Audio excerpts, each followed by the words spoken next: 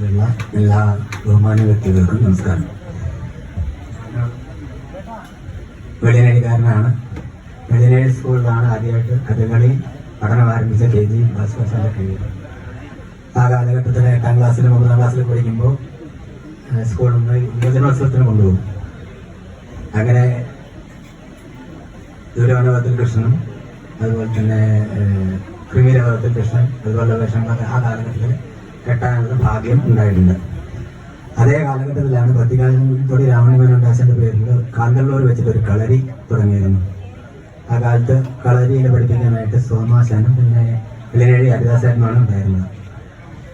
അന്ന് ഞാനും കലാമണ്ഡലം ഹരിനാരായണൻ ഇവരൊക്കെയാണ് അവിടെ ആദ്യമായിട്ട് ആ കളരിയിൽ പഠിക്കാനായി ചേർന്നത്. അവിടെ വെച്ചാണ് തോടയം അതുപോലെ പുറപ്പാട് ഇതുപോലുള്ള വേഷങ്ങൾ ശരിക്കും പറഞ്ഞാൽ ദിത്തത്തെ ചവിട്ടാൻ തുടങ്ങിയത് അവിടെയാണ് വെച്ചാണെന്ന് പറയണം. അതിനു മുമ്പ് വേഷങ്ങളെല്ലാം കെട്ടിയിട്ടുണ്ടെങ്കിലും കഥകളിയുടെ യഥാർത്ഥ രീതിയിലുള്ള പഠനം എന്താണെന്ന് മനസ്സിലാക്കിയത് ആ കളരിയിൽ വെച്ചിട്ടാണ്. അവിടെ നിന്ന് പല വേഷങ്ങളും പഠിക്കുകയും സോമാശാന്റെ കൂടെ ഒരുപാട് വേഷങ്ങൾ കെട്ടാൻ ആ കാലഘട്ടത്തിൽ സാധിച്ചിട്ടുണ്ട്.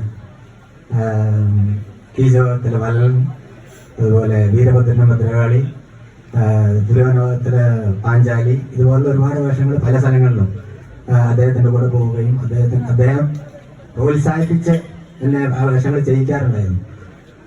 ആ കാലഘട്ടത്തിന് ശേഷം ഞാൻ പിന്നെ നാട് വിട്ടു, ഡൽഹിയിലൊക്കെ പോയി ജോലിയൊക്കെ ബാംഗ്ലൂരായി. അങ്ങനെ ഒരുപാട് വർഷങ്ങൾക്ക് ശേഷം ഇപ്പോൾ കഴിഞ്ഞ മാർച്ച് 4-ാം തീയതി മുതൽ ആദ്യ വേഷങ്ങൾ കെട്ടാൻ തുടങ്ങിയിട്ടുണ്ട്.